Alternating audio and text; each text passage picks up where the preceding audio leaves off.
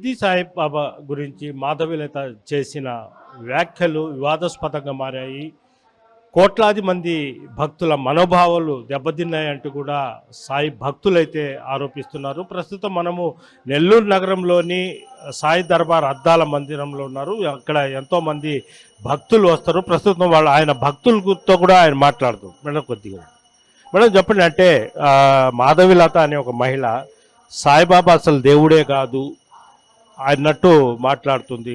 రాష్ట్ర వ్యాప్తంగా సాయిబాబా భక్తుల మనోభావాలు దెబ్బతిన్నాయంటూ పెద్ద ఎత్తున ఆందోళన చేస్తున్నారు.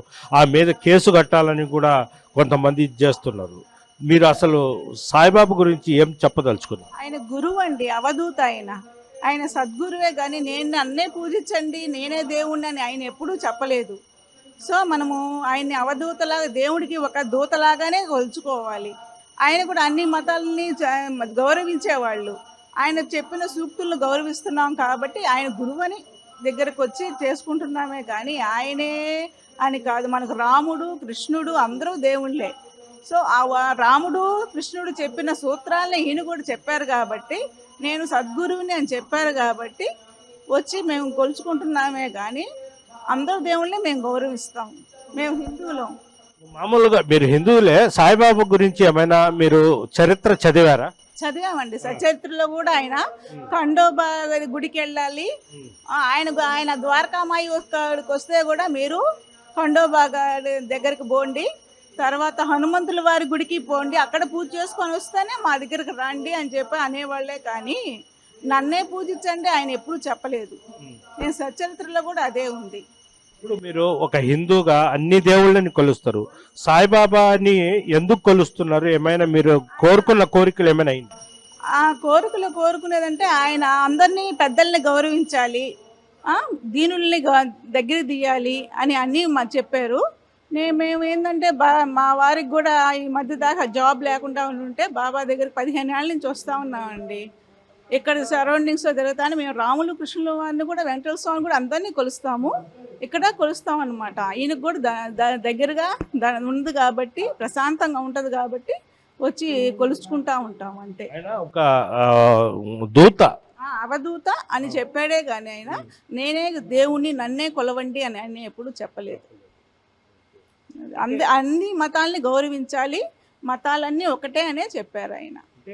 దేవుడు అనేవాడు అందరికీ ఒకే దేవుడు. ఏ కులమైనా, క్రిస్టియానిటీ అయినా, ముస్లిమ్స్ అయినా, హిందువులైనా దేవుడు అనేది మనం పెట్టుకుంటున్నామే, కానీ దేవుడు అంతా ఒకటే స్వామి, అంతే.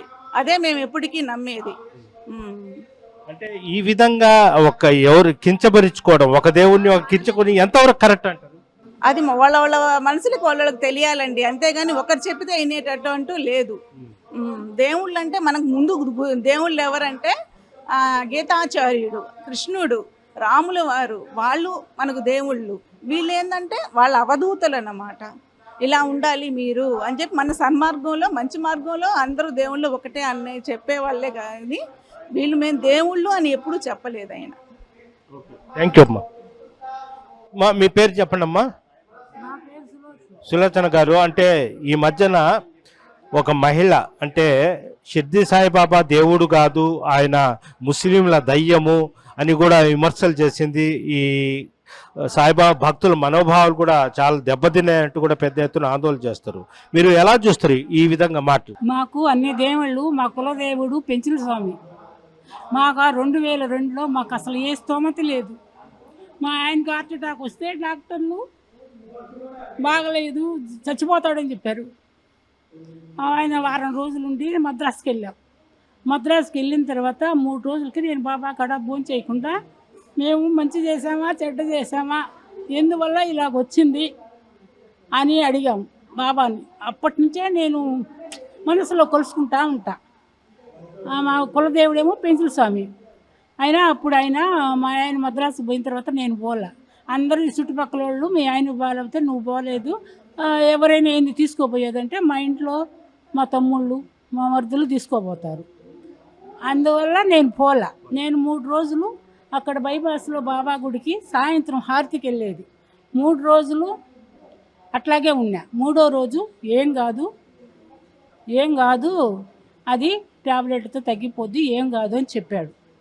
అది చెప్పిన తర్వాత డాక్టర్లు ఇక్కడ బాబాయ్ ఏం చెప్పాడు ఏం కాదని, ఏం చెప్పిన తర్వాత డాక్టర్లు 3 రోజులు చెక్ చేస్తే ఏమీ తెలియలే, యాంజియో గ్రూపులు అన్నీ చేసినా కూడా ఏం తెలియకపోతే తర్వాత 3వ రోజు ఆ డాక్టరు మాకు తెలిసిన ఆయన, ఎప్పటి నుంచో తెలుసుంటే పలానా ఊరోళ్ళు అంటే ఆయన అక్కడే ఉండి చూసి పంపించాడు. 3వ రోజు ఏం సర్జరీ గిజ్జరీ ఏం చేయలే, ట్యాబ్లెట్లతోనే వాడుకున్నారు. తగ్గిపోయిన తర్వాత ఒక 6 నెలలు ఇంట్లో ఉండమన్నాడు రెస్ట్. బాబా వెంకయ్య స్వామి మా ఇంట్లో 15 రోజులు కొలువై ఉన్నారు. ఆయనకి ఏమొచ్చిందో ఏమో మాకైతే తెలియదు. లాస్ట్లో 15 రోజులకి వెళ్ళిపోయేటప్పుడు ఇంకా ఏమీ కాదు అని చెప్పేశారు. కనిపించారు, ఇద్దరు వెళ్ళిపోయారు. దాని తర్వాత అలాగే చిన్నగా చేసుకుంటా వచ్చాం. దాని తర్వాత మా అబ్బాయికి మ్యారేజ్ అయింది. మ్యారేజ్ అయిన తర్వాత ఒక చిన్న బాబు పుట్టాడు. వాడికి మూత్రం వచ్చే పిండం లేదు రంధ్రం లేకపోతే డాక్టర్లు 3 రోజులు పెట్టుకొని చెప్పలా. నేనుండి ఏంది చిన్న బాబుకి మస్ట్ కూర్చోవాలి అన్నీ చెయ్యాలి కదా, ఏంది మీరు చెప్పలేదు ఇలాగా అని చెప్పారు. చెప్పి నేను అడిగితే డాక్టర్ నేను చూడలేదు, ఎమర్జెంట్గా హాస్పిటల్కి తీసుకోపోండి అన్నారు. మన కావేరి హాస్పిటల్కి తీసుకోపోయాం. వాడి అదృష్టం వల్ల అప్పుడే అమెరికా నుంచి డాక్టర్ వచ్చి డబ్బులు తీసుకోకుండా మీరు మందుల వరకే పెట్టుకోండి, తర్వాత ఎంత మేము చూసుకుంటామని, మీరు ఇక్కడ చేసుకోలేరు డబ్బు ఎక్కువ వద్దని కావేరి హాస్పిటల్ నుంచి చిట్టినాయుడు హాస్పిటల్కి తీసుకుపంపించారు. అక్కడ అన్నీ ఫ్రీ అయిన తర్వాత సంవత్సరం దాకా చూసాం. చరిత్ర సృష్టించినోడు